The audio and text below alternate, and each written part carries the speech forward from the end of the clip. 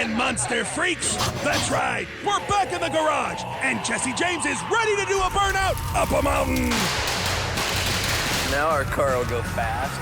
He's got a new racing helmet and a date with the flagman. Hope he makes it. It's Pikes Peak or bust. The next episode of Monster Garage is ready to roar. Join us now as Jesse and his gang of maverick mechanics rip, grind, and burn, transforming ordinary street vehicles into monster machines in the Monster Garage.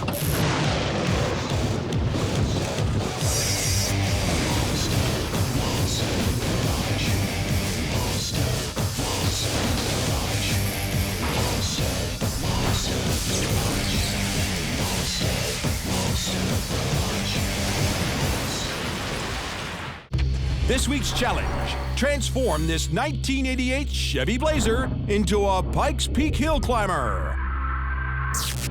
The Falcon Tires Pikes Peak International Hill Climb is an 83-year-old legendary man-against-mountain time trial in the perilous Colorado Rockies. In 12.5 miles of racing, Jesse will climb to Pikes' 14,000-foot peak, reaching speeds over 100 miles an hour on mountainside switchbacks without a single guardrail. The rules. The truck must appear to be stock. The team can spend no more than $5,000 for parts.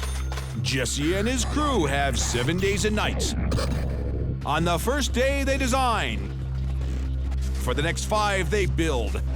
And on the 7th day, they climb. If successful, they walk away with a $4,000 set of Mac's hottest tools. The clock starts now.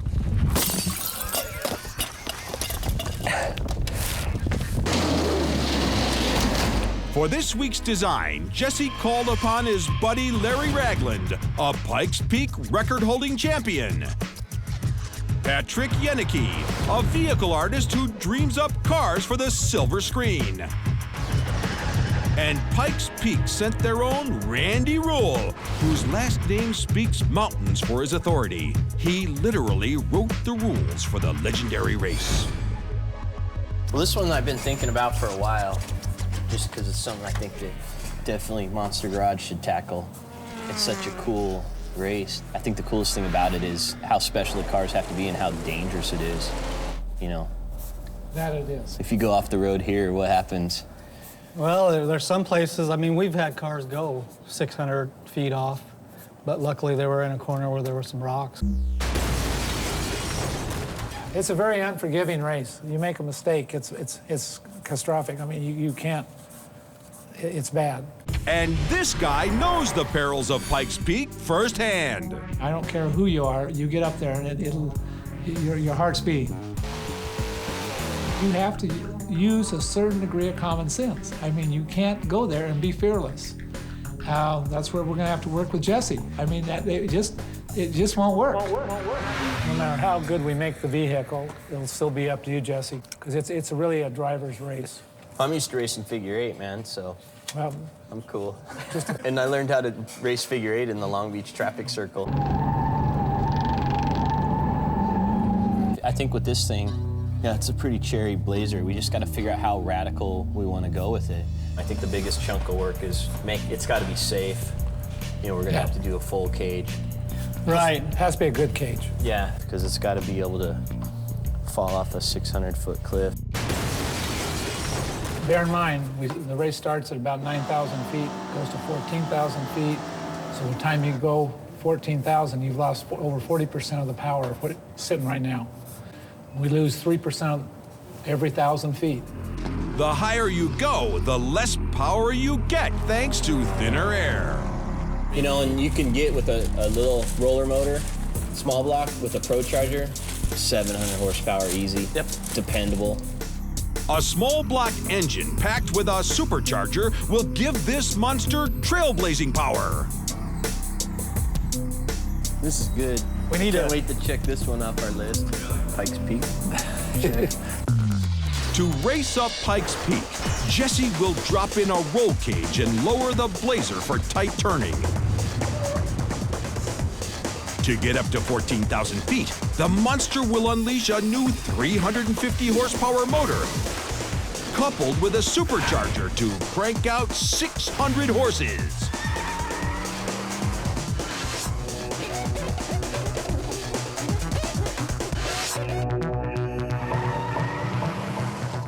Day 2, a new day, a new build, a new team. Straight from Pikes Peak, Colorado, Randy Rule sticks around to make this monster. New Zealander turned Californian Reese Millen, pro racer and Pikes Peak champion. Sarah Grenier, engineer and mechanic specialist from Manchester, New Hampshire. Mechanic and hot rod builder Doug Evans from San Marcos, Texas.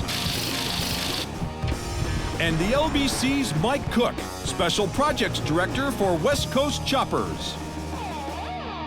I'm Jesse. Reese. How you doing, Reese? Sarah? Hi, Sarah. Doug. What's up, Doug?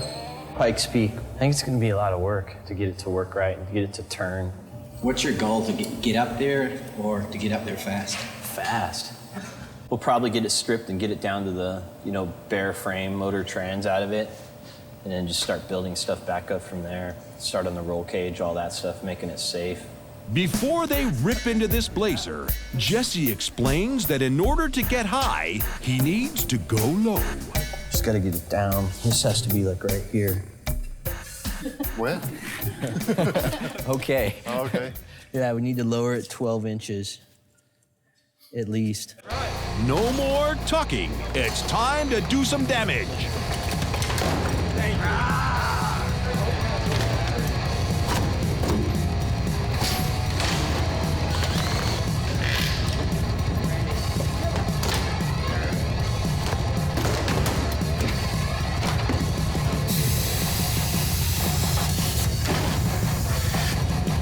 There's not a single person in my family knows how to turn a wrench.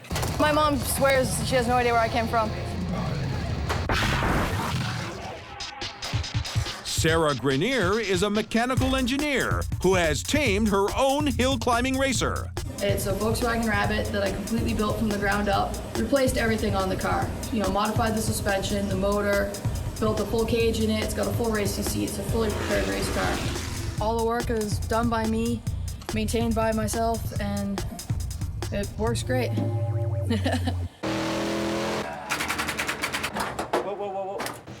Jesse breaks from tearing out to track down a freebie motor. That's a good Got a idea, motor. so you know if the material. Like a 355 from Jags. Nice. Low compression with a Vortex supercharger. So motor will probably be here late Wednesday, early Thursday. That would be a busy 2 days. Yeah. Yeah, that's cutting it close.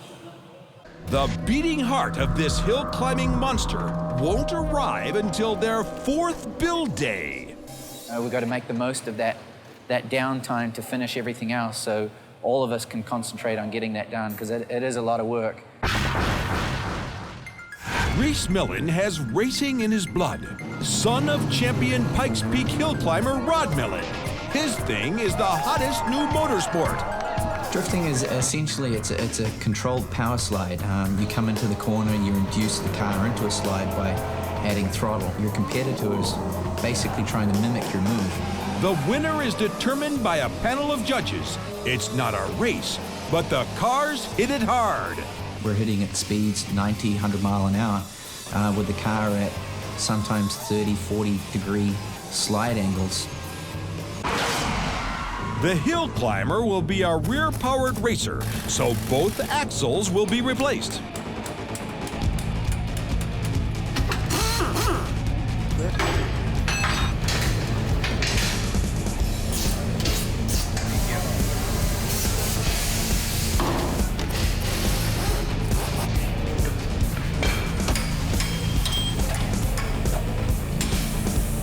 No, we want to throw this as far away as possible.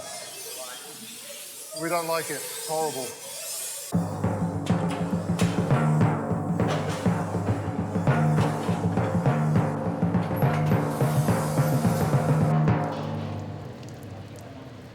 last order of business, pull out the stock motor. But this 16-year-old BLAZER's holding on tight.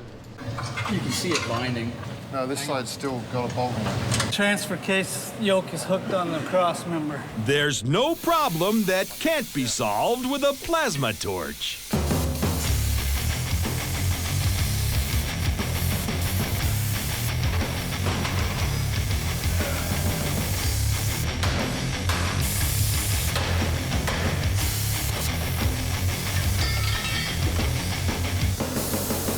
The plasma cutter's our friend. It's been a very destructive first day. Time to call it a night. Well, the front end, the rear end, and the engine and transmission, probably none of those are going to show up till Wednesday. So That's what I had said earlier. that's a bit of a problem. The car's been gutted. Tomorrow, it starts the uphill battle, transforming from BLAZER into a monster mountain climber. Monster Garage factoid. During an exploratory expedition in 1806, Lieutenant Zebulon Montgomery Pike came across a mountain. After failing to reach the summit, he claimed it would never be climbed. In 1994, Rod Millen made it to the top in 10 minutes and 4 seconds. Day 3 in the garage starts with Mike taking the reins and laying out the plans. We need to try and focus a little bit on the different subsystems of the car and make sure that we've got the parts. If we can't get them right away, make sure that we've at least nailed down exactly what it is that we want, where it's coming from, and when it's going to show up. Well, we better get on it. From axles to motor to seatbelts, this team needs to rebuild with racing parts. And Sarah just scored a nice freebie. Bunch of stuff from Sparco, the seat, the harness, quick release steering hub, steering wheel, and all that stuff. So that's great, that's a really big help. But this week isn't just about assembling primo parts. Scrounging junk and giving it new life is the way of the garage. Couple of $100. Oh, that sounds good. We've located a front end for a Ford Ranger, 99 model. It's got everything on it. Because we're committed now, we have to weld something on there. Gotta put something on there. So Put some shopping if we can get it cart wheels. today, that would be rad, you know? Yeah, what do you think? Just some shopping cart wheels? Shopping cart, lawnmower wheels, yeah. I thought highly of you yesterday. Get one that goes like this. Really good wheel. Mike Cook comes from England, but now he works in Long Beach at West Coast Choppers. Right now, I'm special projects coordinator for Jesse. I can't tell you what they are. It's a secret. No, you can't come in here. But he's happy to show off his own special project. I've developed a prototype bike. My own opinion is that while American custom bikes are really cool, you know, they seem to have gone all the way at the chopper and it's a bit passé. Well, the front clip is great. The rear end is still an issue. But it should put us in good shape for tomorrow. While waiting for parts, Doug steps up to build a boulder-proof roll cage. I've never used this kind of bender before, so it's going to be, I'm not sure what the take-up is going to be. When you bend it, it takes a certain amount of tubing during the bend, you know, so the just corner-to-corner measurement isn't really that accurate. So. You know So we go from the end of the bend, right? No, just measure around the outside from where your bend started. That bend start should have started right here. Oh, okay. Trial and error of the new bender operators. This part has to be in the bender, so you've got to go over here.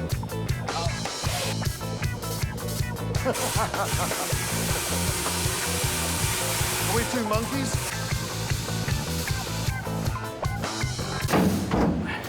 Good. Fits. Just about. With a big hammer, it will. Jesse rolls into the shop and spots some surprise body modification going on. You weren't doing those because that Dieter did them in the drawing, were you? Yeah. Really? Yeah. I just told him, I was totally screwing around when I told him to put Testarossa scoops on there. Really? I told him as a joke, I go, why don't you put some Ferrari Testarossa scoops on the side? And he did it, and Reese is making them. And I did it just to get him to shut up so we could design the car. too late to turn back, the joke's on the monster. Jesse grabs a mock-up seat to direct the final phases of the roll cage. We're gonna have to have something back here for your seat mount. I think one going across just to... A NASCAR bar? Yeah, just to keep it from... Twisting. Collapsing on my head.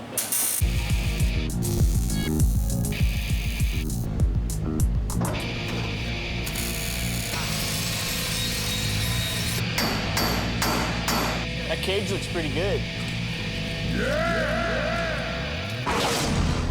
The first purchased part has arrived. A used $400 Ford Ranger front clip. What do you think? Yeah, no, it'll work for sure. That'll do. We're gonna have to do some finagling with the frame rails, but that's what we're here for, right? It's not pretty, but this ain't no fashion show. It's just gotta work. With a nail in it for... Oh, well, there's no nut on there, and there's just a nail in there. Yeah, I know. We probably can't leave it like that. I wouldn't. We got a torch and some welders. We can make anything work. I'm pretty sure it's gonna work just fine. Before attaching the front clip, Jesse lowers the BLAZER to leave a mere 7 inches of ground clearance. It looks better already.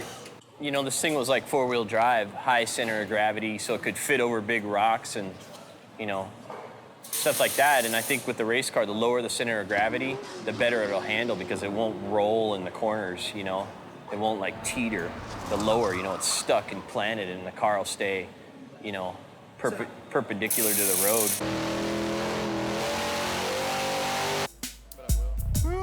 It's late in the day, and before he splits, Jesse plans with his race team. By the end of the day tomorrow, if we get all the suspension done, work on the front, get everything buttoned up so all we have to do Thursday and Friday is drivetrain. Jesse burns out in his sweet 71 CUDA, leaving the team to figure out how to mate a Ford front end to a Chevy frame. Just try and match those frame rails up to those at that height. They're just gonna go together like this. And then we're just gonna zip it up.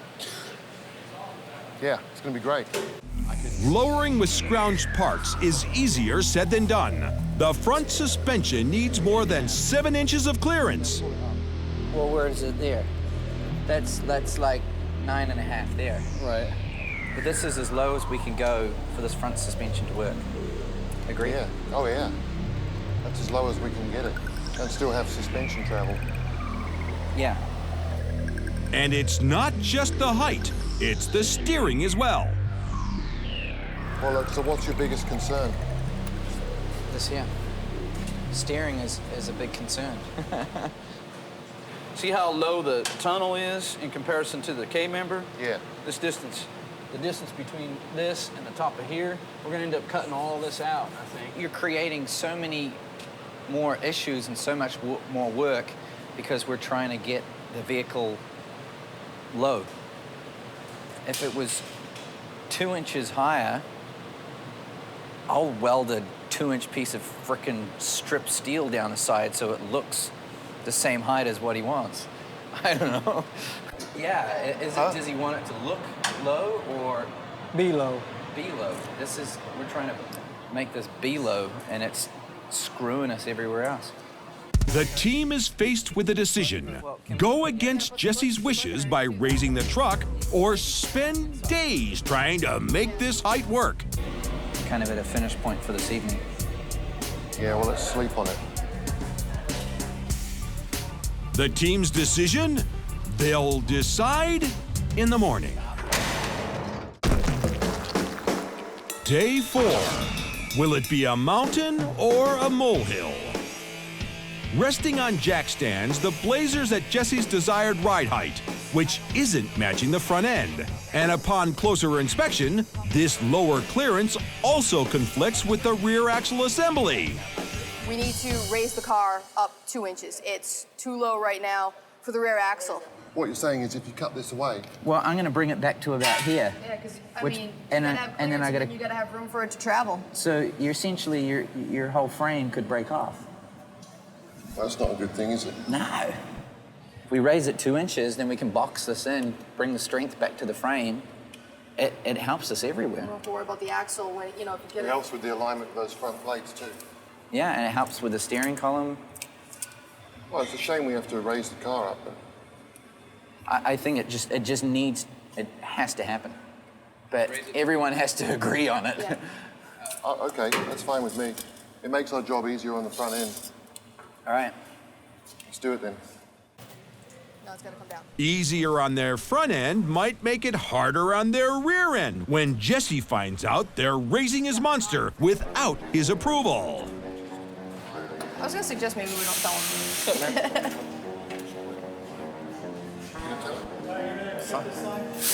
I got no reason to tell him. What news? See how observant he is first. Oh, someone will spill the beans. Secrets from the boss rarely work out, but Doug makes this decision permanent.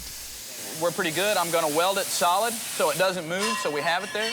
We're gonna finish plating this up, make some plates, glue them on or weld them on to either side of the frame rail, make it nice and strong, and we'll have our front end on it. Doug Evans is short on the details of his first career. I was a rock musician for 13 years. I can't really remember a lot of that real good. Doug, the band was called The Digits. Now he's a fabricator and welder. I'm not doing this to be on TV. I want that box of tools. I need it, you know. I've never been able to afford good tools, so that would be really cool. Work continues on marrying Ford to Chevy, a union that could only happen in the Monster Garage.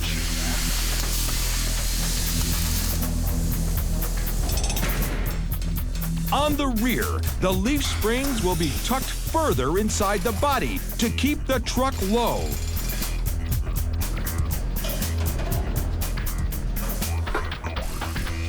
Then they'll put in a new racing axle. Taking off all the brackets here. We'll clean it up, we'll put on new pads.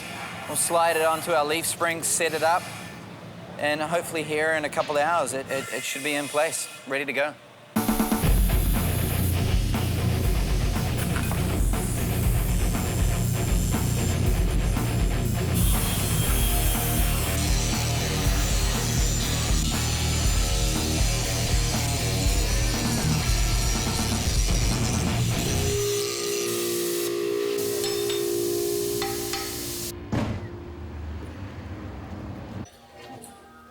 Rocks, man. Now our car will go fast.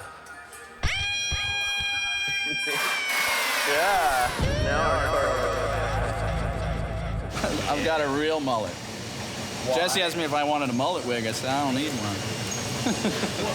The axle's ready, but first they'll place the elevated stock leaf springs. Keep going. Another one. All right, stop there. That's pretty close. Tastes like burning. Add a $2,000 axle, and they've got a finely precisioned racing rear end.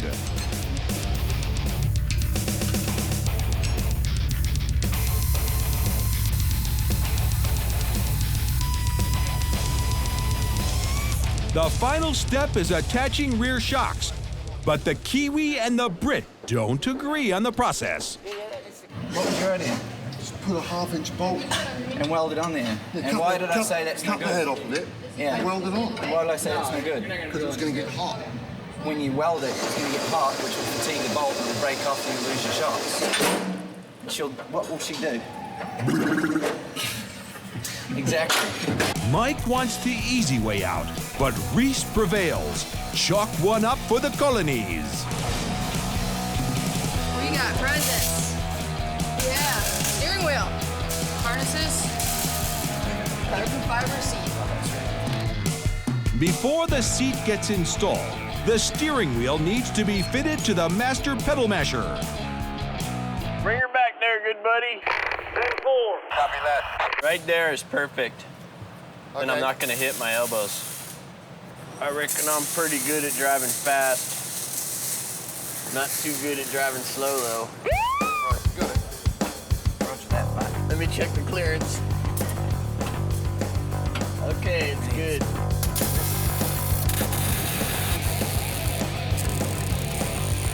Right? Right now, I think it looks really ugly. But by the end of Friday, I think it'll look really good. After 3 days of hard work, it's starting to come together for this team of mountain men.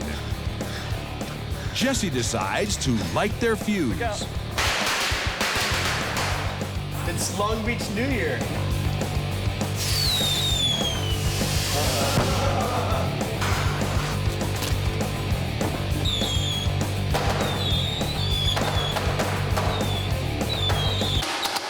Whoa, what was that?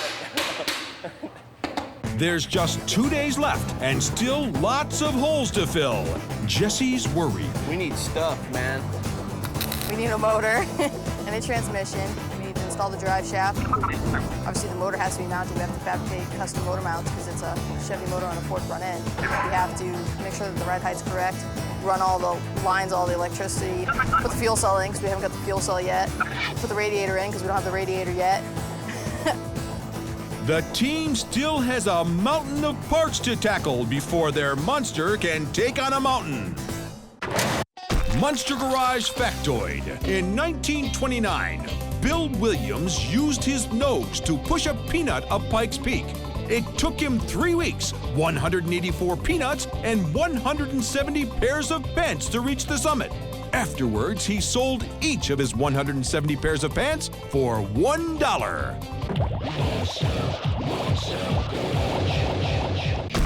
Day 5 finds the team facing a ton of work and a mountain of parts to install. Now we need an engine, transmission, Fuel cell. radiator, fuel cell, fuel lines, brake lines, wiring, wheels, Radiator. tires. Gotta make radiator support. We gotta make a grill Man, the more I support. talk, the more depressed I get. So someone else talk. Me too. It's a mad dash to have the truck as finished as possible before their 12 o'clock motor delivery. This little hooky dook here is a steering quickener. Basically, your input is increased on the outside, 1.5 ratio. So whereas it used to turn 3 turns lock to lock, it's now going to be 1.5 turns. Whatever it's called, hooky dook or steering quickener, it's a tricky install. Mike steps in to help out. What do you need me to do? When we decided to put the steering quickener in there, we eliminated one of our movable pivot points on the inside of the car. So now we have to get the geometry straight again, otherwise the steering column will bind up. It's buggered. Kiwis. No wonder they're so far away. Can I get in there now? You married one, didn't you? Yeah. Yeah, all right. But never mind. Don't put that on. Stop looking at me that way. Don't put that on the show. With the help of Hyam joints, this crooked steering column fits perfectly. Is that in there yet? Yeah, it's good to go. The column is pretty critical. Lots of people have had nasty accidents because steering columns broke or the wheels came off or something like that. So I want to make sure that we do a good job on this.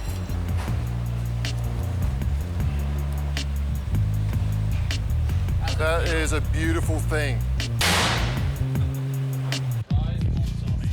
Finally, the horse that will get them up the mountain, a Jegs 350 crate engine.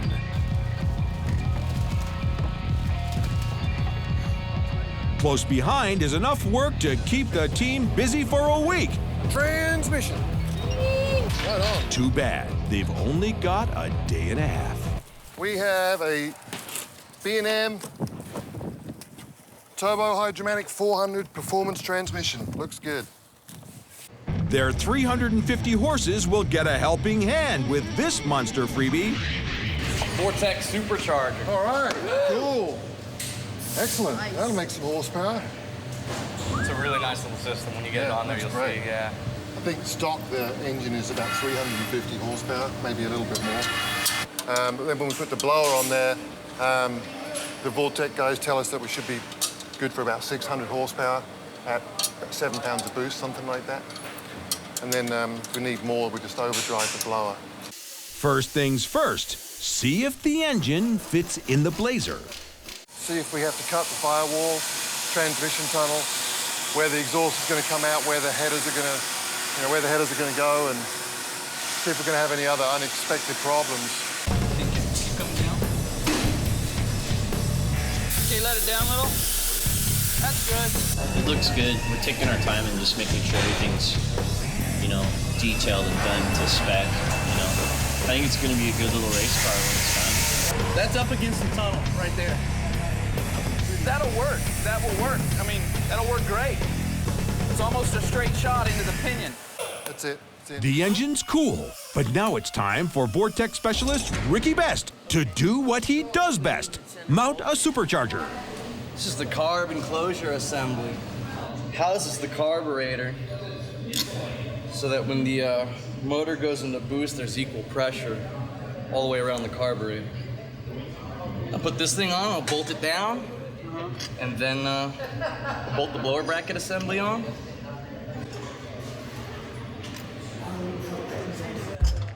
For those out there wondering, here's how it's playing out. Vortec to Jags, to B&M to Ford to Chevy. Mark that down on your score sheet. Ugly red-headed stepchild of a car. The supercharger fits. Good job, guys. Ricky Best has a quick smoke to celebrate. They'll fine-tune it tomorrow. The build team plumbs their new engine, and Sarah opens up another freebie. Big, giant fuel cell. The truck will have 2 fuel cells, one to crank up the engine, Beautiful. and one for cooling it down. 5-gallon fuel cell for the water sprayer. To chill off a super hot engine at 14,000 feet, this monster will mist water onto its own radiator. This is the master cylinders for the brakes. In the Pikes Peak Hill Climb rules, you got to run 2 master cylinders. This way, if you break one line, you still might have front or rear. If you break 2 lines, you're still in bad shape.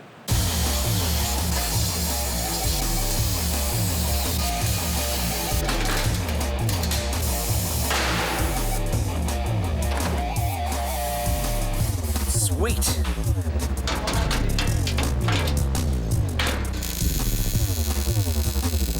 Okay, so that goes on there.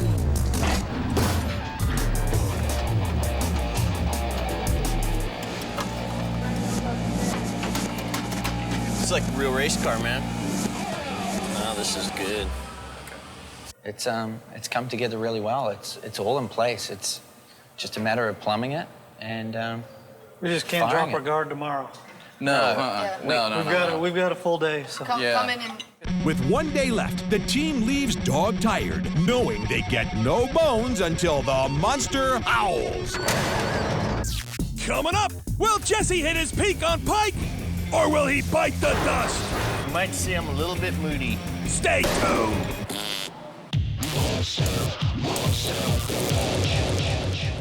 Day 6, the team's last day in the garage, and they've got a race car that has no wheels, no cover, and isn't running. last day.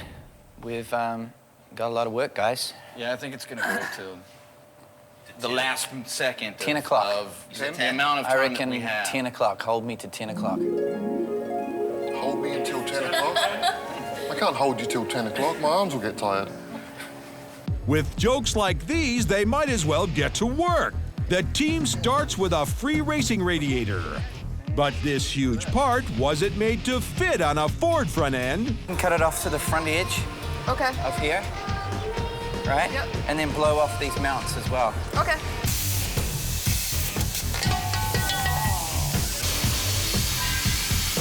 This is the 3rd time I've used a plasma cutter. Reese taught me how to use it on Wednesday.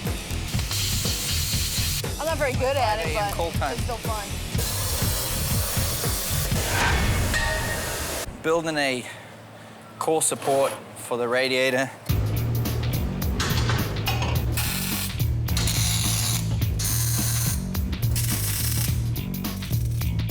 Nearly every part the team stitched onto their Frankenstein's front end has been modified. Headers. Just pray to the header gods that they fit. Oh, you missed it.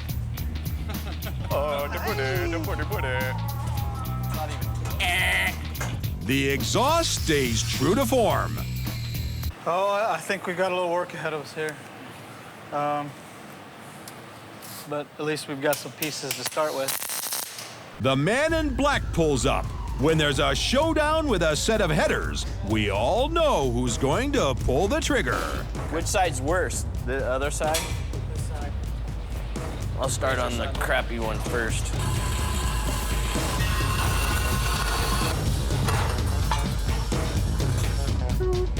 Ford Courier frame with small block Chevy motor wasn't meant to have a big free-flowing exhaust system.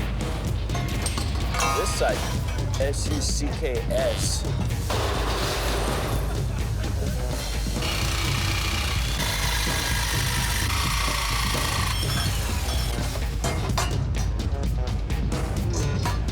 This exhaust is not going to be pretty, but it's going to work.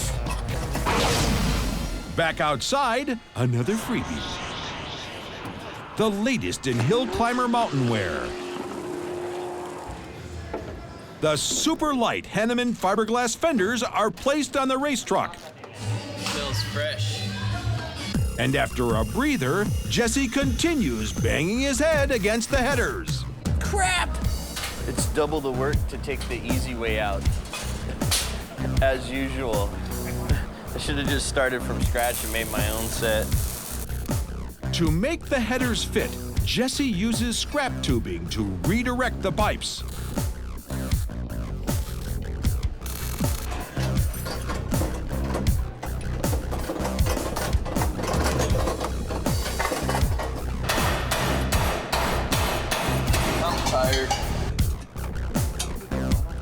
How tired I am is in direct reflection to how tight I fit the joints on the pipes. At the beginning of the day, the gap you can't even fit a hair through. At the end of the day, it's just like, whatever. The exhaust pipes have nearly done Jesse in, and Randy's nearly done with the electrical. This wire here is going back to the water cell. This is the main battery cable from the back to put the battery in the back. These wires here go up to the starter and power the ignition. This is the main switch. This is your key. It's halfway through their final build day, and the engine's wired but still not ready to run. The supercharger can't go in until Jesse's done battling headers. To keep the Mountaineers climbing, their final racing freebies arrive. It's the last day, and it's getting late. While the team finishes plumbing the fuel system, Jesse's fuming over his custom headers.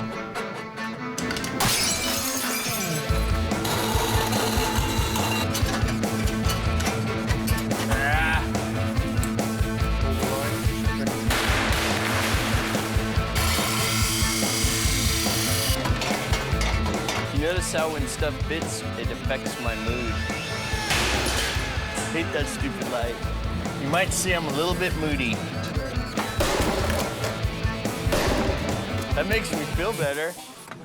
His mood swings out of the way, Jesse finally sets the reshaped headers in place.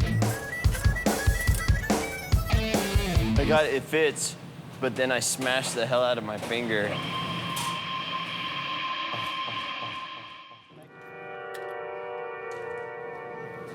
With the garage frozen in time, the supercharger specialist returns to tweak the blower.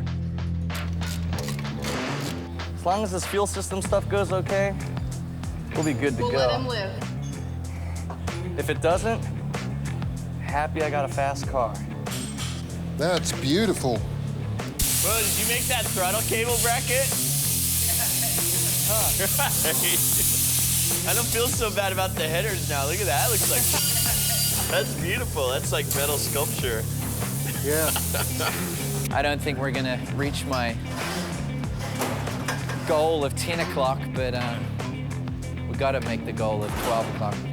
It's their final build day, it's after 10 p.m., and these race car specialists have yet to turn over their brand new engine.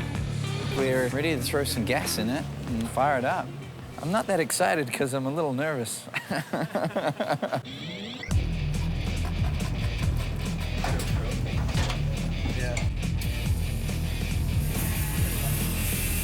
think the pumps on?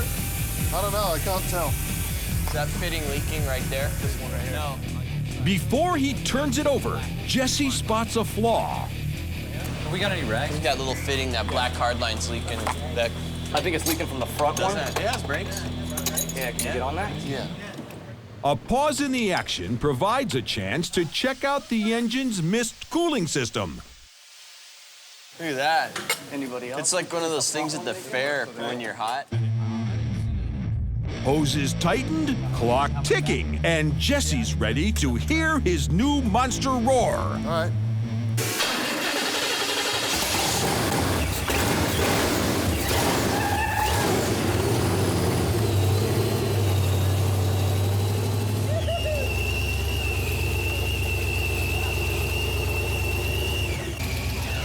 This race truck built from scratch growls like a mountain lion ready to pounce.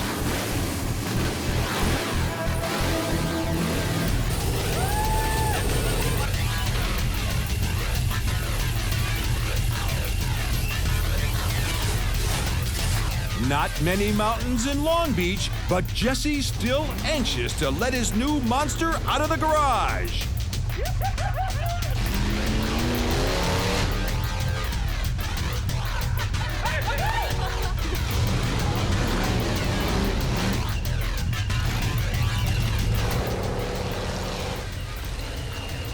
He lays down a challenge to one of his old friends, who goes by the name of Bildo. We'll start down by those light posts there where that throughway is, and then we'll race this way, and then go up the hill and stop before we get to Ocean. Bildo's brought his '88 Blazer, but can it take on a monster?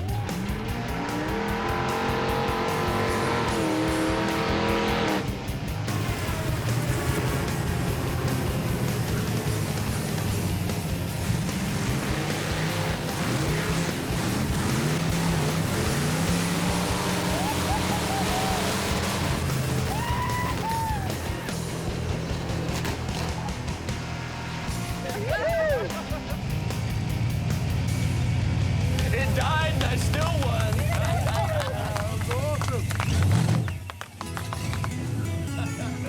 The handle's good. I like it. Good job, man. Good job, Thanks, man. Yeah, that was bitching. I'm like, man, I think I could catch him. Still ain't got no power windows. Did you see me catching you? Oh, I always saw you when you were. All right, you guys want some tools? Cool. Good job. That was smart. Yeah. New Mac toolboxes. Yeah, those are great. New Monster Garage CD. That's awesome. It's fun. I like that. I like busting ass for something that's gonna haul ass.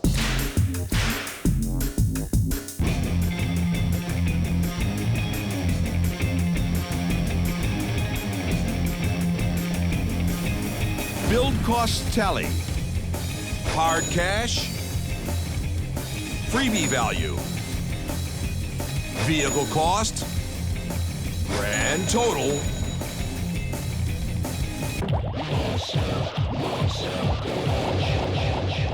Okay, Monster Mountaineers, it's time to go up or shut up. We're high up in the Colorado Rocky Mountains, ready for Jesse James to race his new monster straight into the clouds. Jesse and his team turned a 1988 Chevy Blazer into a Pikes Peak hill climber. What do you do with something like that? I'll tell you. You race it up the mountain as fast as you can and hope you don't go over the edge. There's no other race like this in the world. It's a rush. Would you do it? No. They are all crazy people like me. Lord, we just ask for our drivers that you'd grant them wisdom and insight as they tackle this road that just changes and changes and changes. Help them to see everything that they need to say to make the very best run that they can. Amen. Amen. Go get them, guys. All right. It's good to get you. Wait a second! What's with the cane, Jesse? It seems a few weeks ago he had a run-in with the wall at Irwindale Speedway. Ouch! He was knocked out for 3 minutes and rushed off to a hospital. A broken foot, 4 broken ribs, and a busted nose later, Way Fast Whitey is ready to take on the mountain. You gotta love this guy. What's up? I'm keeping you in business. Whose idea was this? Running in the exhibition class, Jesse will be the first off in number 69. The start is at 9,300 feet. 12.4 miles later, Jesse will get to meet the flagman at an oxygen-starved 14,100 feet. Hope he makes it. Jesse James will be starting off 82nd running of the Falcon Tire Pikes Peak International Hill Climb. He revs the engine. He is ready to go. The green flag drops and there he goes. He is down the course, heading into the first turn and heading up to 16 miles.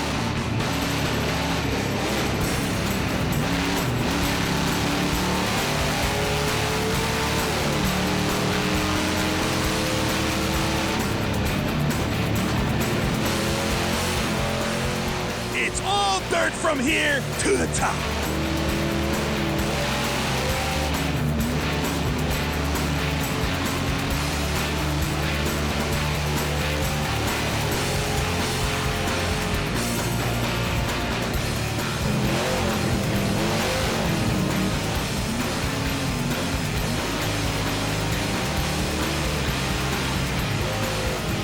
Oh yeah! Push it, Jesse! Push it! He's up past the tree line!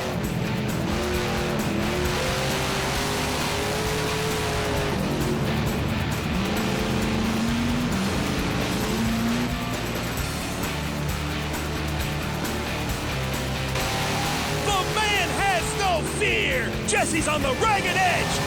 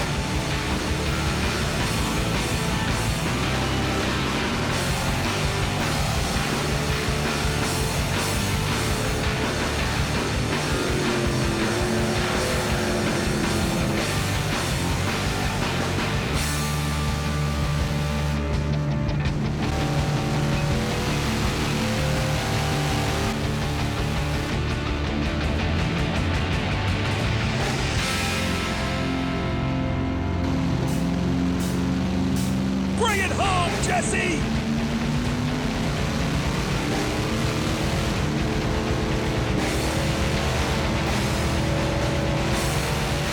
There's the flagman!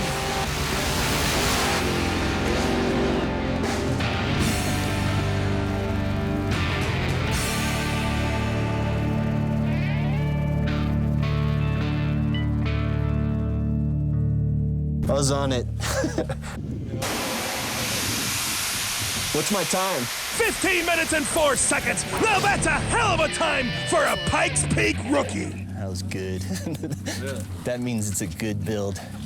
What's going through your mind this whole time? Dude, I'm like tripping. I don't know whether I want to like jump up and down and shoot a shotgun in the air or start crying or what. That was awesome. Yeah. This is the best one yet, without a doubt. I just want to throw a rock at the wheelie car now. Stupid wheel. Jesse's got no time for anything weak. Pikes that don't peak and monsters that don't make his hands shake. He's got metal to burn, sparks to fly. The next Monster Garage Challenge is just around the bend.